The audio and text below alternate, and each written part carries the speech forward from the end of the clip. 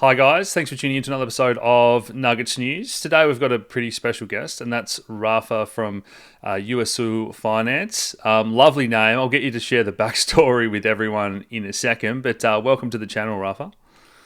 Thank you, Alex. It's a pleasure to be here. Now you guys are doing some super interesting stuff, and for everyone that's been following us at home and our research, you'll see that we're very bullish on Bitcoin DeFi the past 12, 18 months. And it's great to see probably a dozen projects now that are all popping up that are really exciting. But what's your background? How'd you get into Bitcoin? And then how'd you get into Bitcoin DeFi plays? Yeah, so I have a background in finance, worked at investment banks in France, and I came into the US to start my hedge fund with a friend. I grew that business by multiple folds in a couple of years. Then I sort of like separated on amicable terms, and that's when I actually discovered Stacks, so a Bitcoin layer two, and never looked back. And slowly but surely got involved into basically the builders ecosystem on Bitcoin and Stacks. Fantastic. So for people at home, what's the quick pitch of USU Finance, how it works, and what it does? Absolutely. So essentially, what we discovered is that Bitcoiners, in most cases, when they fear that the price will fall, they'd rather hodl onto the Bitcoin than to go through these other solutions that are simply not good enough. Like bridging it to Ethereum, like going to a centralized exchange. It triggers all sorts of risks like smart contracts, seizure, potentially a taxable event. And most of them are like, you can see there's a big root of Bitcoiners holding on to their Bitcoin. They don't have that native way of essentially making Bitcoin profitable and stable for a while, sort of thing. Like stabilize my Bitcoin for say an arbitrary contract duration, and without triggering a huge tax event on the entire sort of my asset, right? If I were to swap it. Yeah. Um, and that idea came through doing essentially like bottoms up interviews. So we did graduated from the Bitcoin Startup Lab, which is the number one pre-accelerator in the space, Yeah. and like trying to find essentially what is a problem for Bitcoiners with a substantial amount of Bitcoin, and that was literally word for word one of the problems that these guys have. Like they have this problem that Bitcoin is very volatile and they don't have an easy way to make it stable and profitable. Yeah, in a decentralized manner. And the parallels I'm seeing across Bitcoin DeFi to when Ethereum DeFi took off, and MakerDAO was one of the first projects. I think we were the first tutorial on YouTube to explain to people how to use MakerDAO. This was before Uniswap or anything like that. So it reminds me so much when people are just now wrapping their heads around, oh, what are the Bitcoin wallets, what are the Stacks wallets, how do I do all this? So, do you want to maybe explain the background you mentioned before about the name USU Oh Finance? yeah, for Because I sure. think that wave of money that's coming, it reminds me of when Ethereum just took off the Ethereum DeFi. Yep, yep. Yeah, for sure. So Uasu is the name of our company, Uasu Finance.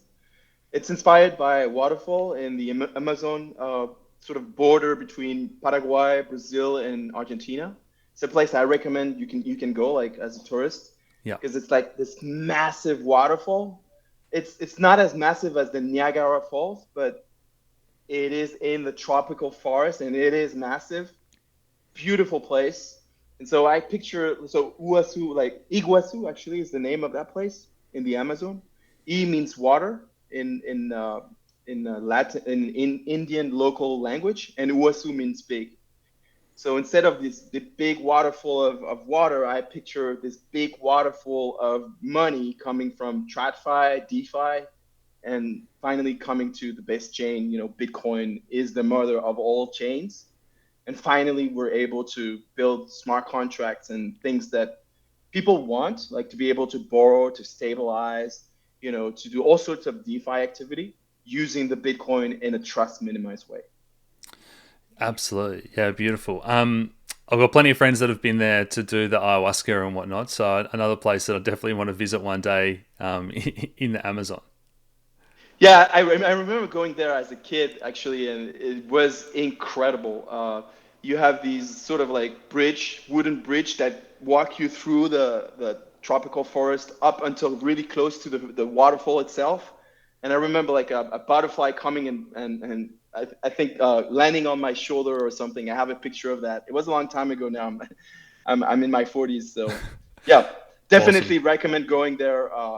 Like if you're a traveler, Sounds amazing. it's a wonder. It's a wonder of the world. Great stuff.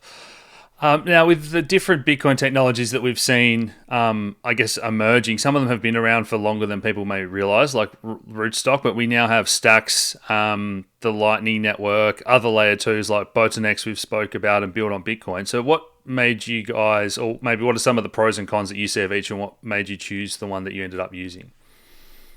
Yeah. So we do build directly on layer one in the sense that you as a Bitcoiner, you have an amount of Bitcoin in your wallet that you want to stabilize.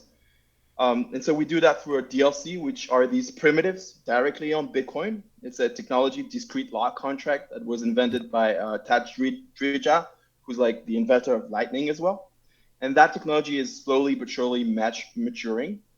Um, and we're leveraging another infrastructure. So another company who's building a way to actually power these discrete lock contracts directly from smart contracts on stacks. Yes. So that allows for like greater transparency in terms of the business logic. If you are a user, you can really definitely audit these contracts because they're humanly readable on stacks. Like Clary is a language that's not compiled, so if you know how to code, actually Clary is a language that is pretty reachable, like to understand. And so all that business logic lives onto the smart contract that you can read. And we thought that was a very intelligent way to make it even more transparent for Bitcoiners Yeah. and having also like a different infrastructure built by a company that is pretty solid. I would say like DLC Link are uh, headed by people who have had success in the past in other startups as well. Yeah. And so it also distribute the different roles, right? So yeah. So long story short, it distributes the risk and makes it transparent. Your Bitcoin is locked on the mainnet on layer one. It's a very primitive type of contract, almost binary, and it makes the whole system much more hermetic in terms of attack surface, Yeah. right? If you were to attack, there isn't sort of like a honeypot of Bitcoin in a smart contract. You have Yeah. your own self-custodied wrapped Bitcoin, and then so that makes it less in it's less of an incentive for hackers to go to a smart contract and try and hack that honeypot with millions, if not hundreds of millions of dollars, Yeah. locked into one single place. All these DLCs are on Bitcoin mainnet. If you were to hack these things, you would have to hack like the Oracle, and then even if you were to do that, then all the outcomes are predetermined in advance. So the only outcomes that could happen is basically you get liquidated into the smart contract. So it makes the whole thing more complicated.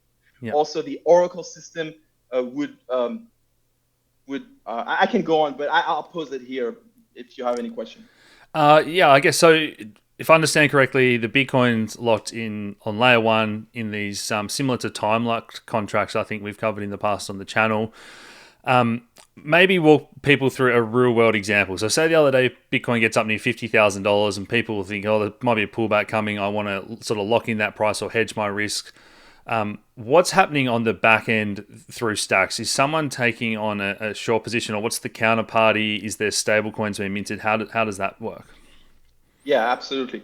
So I can explain it from the user's perspective, and then if you want, I can go on to explaining how it works on the other side of the trade, so to speak. Yeah. Essentially, if you have, say, 40,000 worth of Bitcoin, like a Bitcoin in your wallet, what you do is you would, in a first step, lock it in a discrete lock contract on mainnet, where all the outcomes are predetermined in advance. And these outcomes are either it goes back to you, like if the price is unchanged, let's say. right? You lock one Bitcoin at $40,000 for a week, and at the end of the week, the price is unchanged, $40,000. Then you would get your Bitcoin back directly from your self-custodied DLC on mainnet. But what happens at the same time is that on layer two, there is sort of like so these are market makers, so people whose job is actually to hedge, who are already in the business of churning capital and essentially capturing funding in their case. Yeah. But I'll get to that later. What they do for you is they lock the $40,000 in the form of a stablecoin in a vault on this smart contract layer two Bitcoin. And so at all times during, say, your 7 day of your contract duration, not only your Bitcoin is locked, but at all times it's guaranteed that you have your 40,000 backed at all times up until expiration. Yeah. And say after a week, if the price went down, then you want $40,000 worth of Bitcoin, not just one Bitcoin. So say one Bitcoin plus whatever delta that would make you whole in terms of $40,000. Yeah. And that delta would come from that vault, Yes. would automatically in a trust minimized way be swapped. So there is an oracle here input with attestators. And this is where we actually leverage this DLC link infrastructure. And there's some details there that I don't want to go through because it's technically a little cumbersome for an interview to explain. But essentially, you get that delta back. So not only you get your Bitcoin, but you get on top of it, whatever delta, 0.1 Bitcoin, 0.2 Bitcoin, depending on the price. Yeah, fantastic. Yeah. So everyone's pretty familiar now with Chainlink oracles. When you say DSL link, are you referring to Chainlink, or how are your oracles working at the moment, and maybe how do you see them in future? Yeah. So at the moment, we're actually the oracle is actually another component, and the DLC link sort of infrastructure is oracle agnostic. So what we do is actually leverage what the best in class oracles that is actually available on Stacks, which is the Pith network. Yes. And they have a good infrastructure as well on Stacks where they have 19 signers. Yep. And so 13 signers would need to sign to attest to the price at the expiration.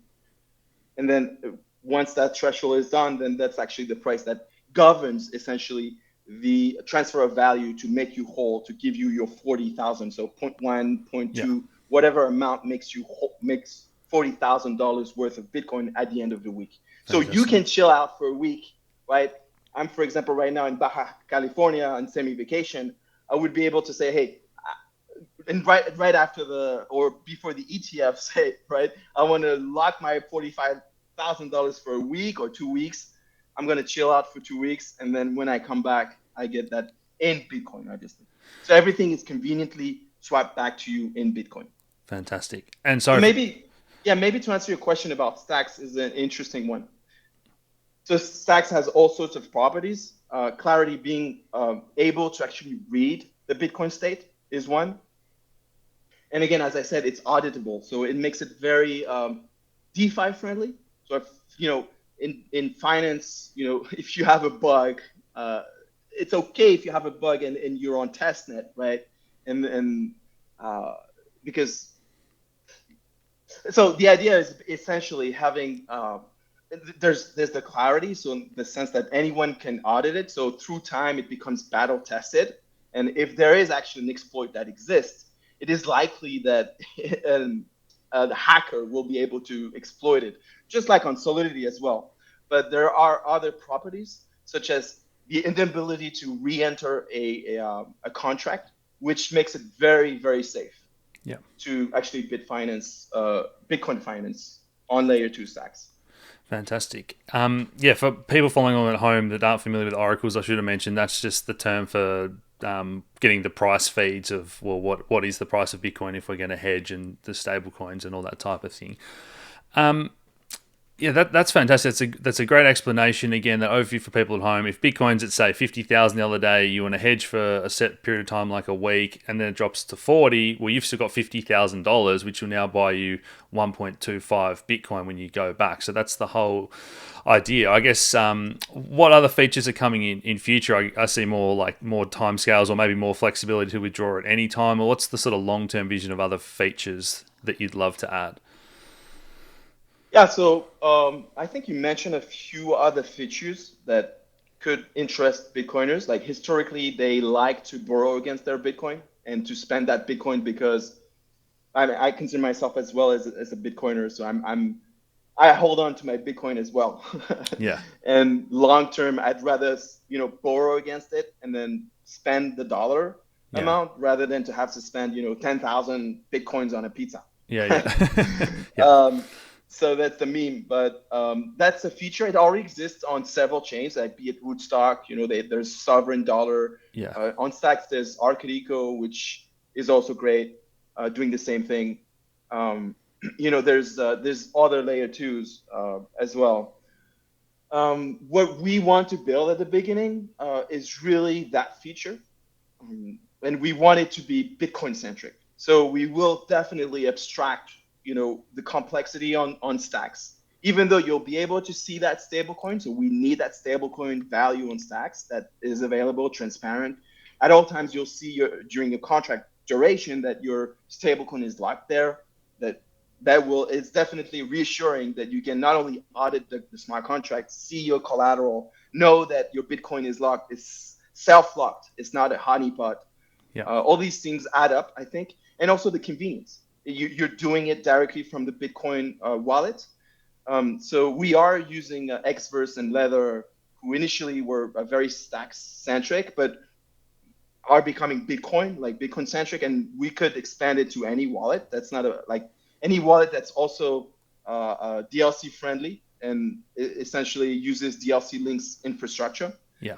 So really making it a Bitcoin product first, um, and it's more of testing the waters with the target segment, right? The Bitcoiners who actually have that need, and then further down the line having maybe custodians who actually manage much more capital on behalf of their investors Yeah. could potentially, press a button and then do an API call and essentially freeze the value and smooth that volatility. We see several groups actually of pretty skilled investors that like this strategy of like in and out of Bitcoin to smooth the volatility. So you end up having maybe less returns, Yeah. right? So, but there is less drawdown and less risk. Yeah.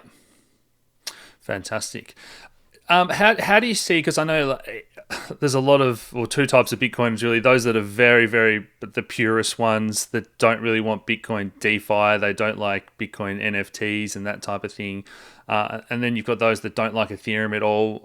We try to stay pretty neutral and cover all ecosystems.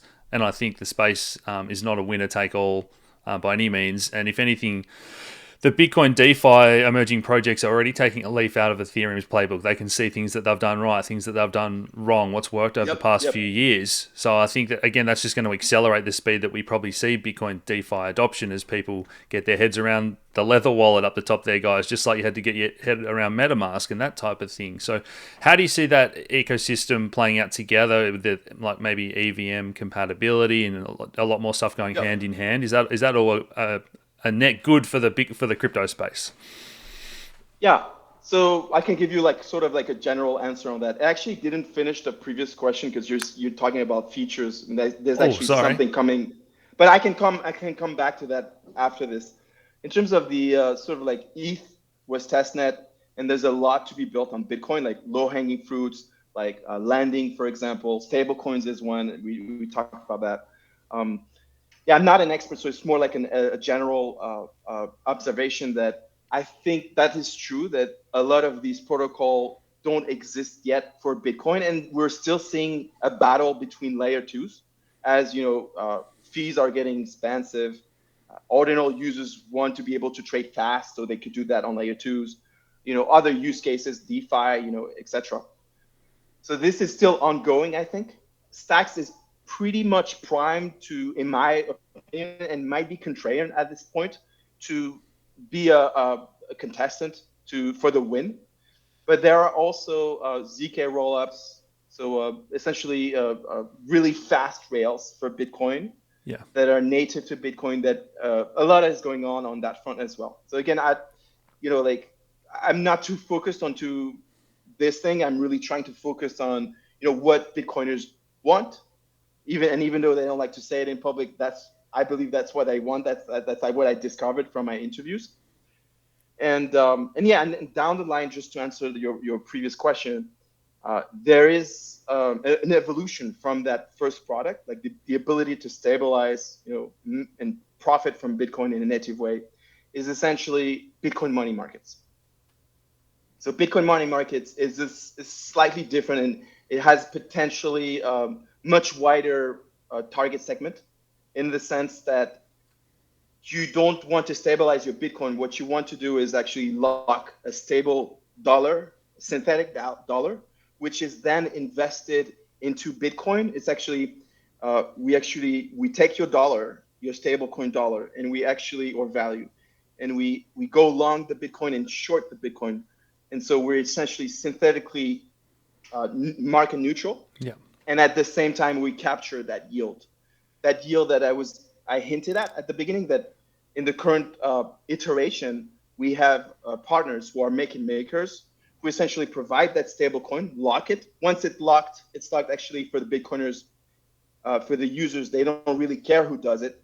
What they care about is that the smart contract is what is going to govern. And obviously the Oracle is also very important. It's going to govern the value transfer. But essentially, those market makers are making a buck because they short the Bitcoin value, that they are essentially synthetically long when they lock the stablecoin, and by doing so they capture a funding rate on these perp exchanges, centralized perp exchanges, that is pretty juicy historically. Yeah. And so the end goal is to essentially bring that whole setup on chain in the Yeah. future, when we will have essentially more liquidity and more usage on layer twos. Yeah. So anyone would be able to actually lock their stable dollar value and get the yield of Bitcoin. And that strategy is extremely high, like it's high quality, risk adjusted, has a Sharpe ratio that is through the roof, and chances of losing capital is really minimal, with a really small probability. So essentially, it's akin to a TradFi money market, where you don't have a credit interest rate risk, where you essentially are almost liquid and you capture a yield. Yeah. So that market is massive, massive, massive. Fantastic.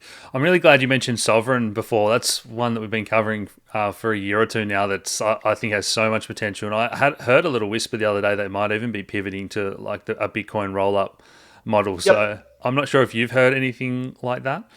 That is also something I saw. I think they're interested in. I was just reading an article about it. I can Awesome. share it with you. So these are ZK rollups. They are using the ordinal technology. Don't ask me sort of like the technical questions. You would have to ask Mike, who's Yeah. our CTO, who knows all about it. But yeah, that is definitely a path that is receiving a lot of attention, uh, because of that privacy element that adds to the Bitcoin layer, and also the speed. Yeah, fantastic. And again, for people at home, this is just that mirroring of what we saw with ETH and different technologies experimented as layer twos, and it's not a winner take all. There can be 10 layer twos and that type of thing. So great to see it happening on Bitcoin. Are there any other Bitcoin DeFi projects upcoming, or even just concepts in general that you're excited about?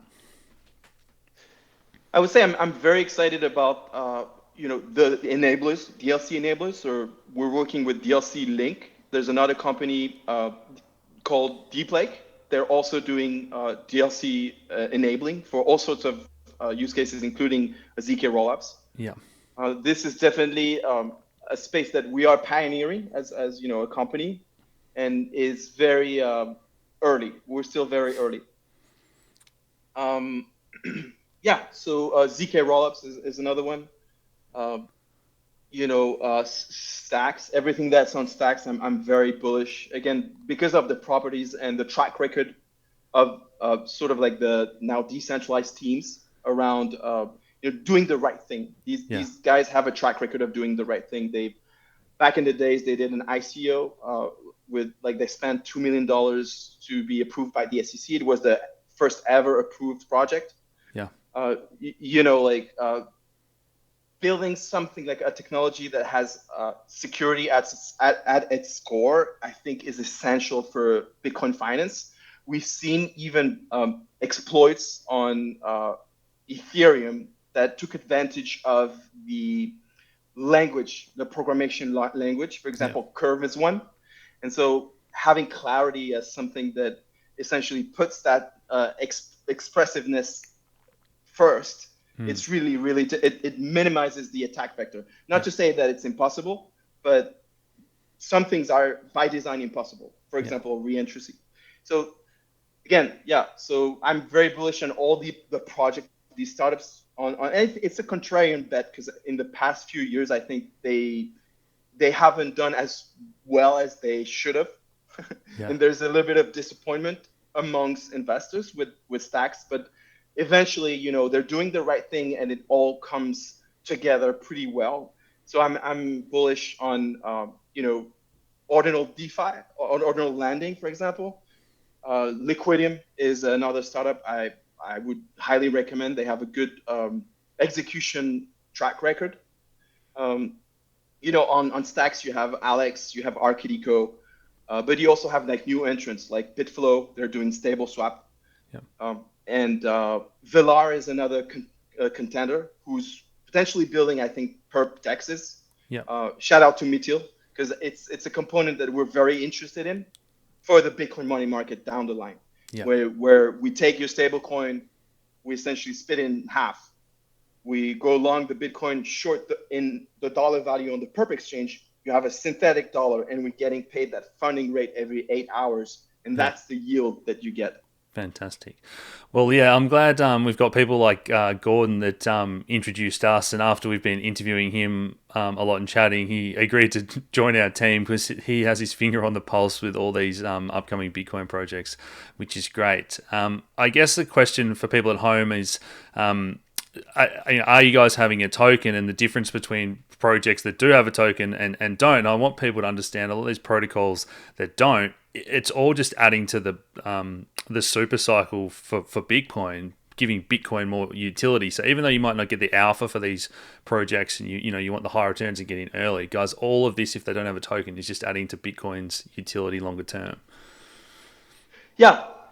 So we did go through sort of like a very comprehensive workshop with Matty Stacks, or Matty Tokenomics now he's called, who wrote a piece, like a book that is completely free, and I recommend every builder to read it.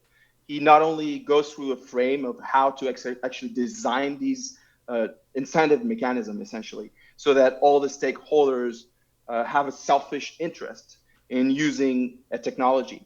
Yeah. But he also like goes through all the history on ETH and so on of exploits or poorly designed tokenomics. This is the Bible for tokenomics. But when we're talking in terms of tokens, there's essentially two avenues for builders like us. Either we sort of remain a little more private and we have like an API service where we go more like B2B, let's say, like these custodians or other entities that want to stabilize their Bitcoin.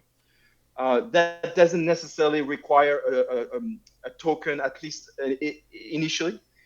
And then the other way is more like sort of what we saw with DeFi on Ethereum, which are these like mega protocols that end up becoming public good, and the liquidity providers end up owning a portion of sort of like the stake, right, in the protocol. And there's sometimes a revenue model or speculation that there will be. There's governance, but for us, it's very important that we build a product that users want. That's actually the first step. So that feedback loop of having a proof of concept and having users actually solving a real problem that users want, because a lot of startups actually don't have that. Like they spend millions of dollars sometimes and shut down because they don't ever find product market fit. Yeah. So we don't want to at least initially have this fake incentive mechanism just to attract the in-locers, I would say, right? But we do want to reward our community because we're in the Web3 business, and Web3 business is tokenomics. Yeah. So one way or another, I think it's definitely something we're approaching, especially if we go towards like the ETH model in a modular way. Again, so we're not going to build a platform that does it all. We just want to do one or two things that are really well done, like stabilize your Bitcoin in a trust minimized way, or down the line, lock your stablecoin and get a Bitcoin yield from it. Yeah. And there are different stakeholders, and so this incentive mechanism is definitely important. And eventually, we only become a sort of a company, a consulting company, like we build whatever the DAO, right, the infrastructure needs. And we have that incentive mechanism, the token, for the different stakeholders, including these market makers. They need to have an incentive into the platform, including the users, right, and the developers. I think that the ability to attract the best talent out there to build for a real problem is also, the token is also very it's a good incentive. Like to what we want is like founder material, like people who want to build a better world. And so these people are usually less risk averse, and so they're okay like to sort of have a share into this common success of this product. Yeah. Fantastic answer. Thanks, Rapha. Well, wrapping up, I will put the links to follow Rapha and USU Finance and everything we've discussed today down below. Are there any final thoughts about the protocol or just Bitcoin's future in general you want to share? Yeah, I think, sorry if I ramble a lot sometimes. You should cut me off a little bit more. That's fine. That's fine. Yeah. Again, I think like I would double click on that token concept, because we are building open tools, open platforms, public good.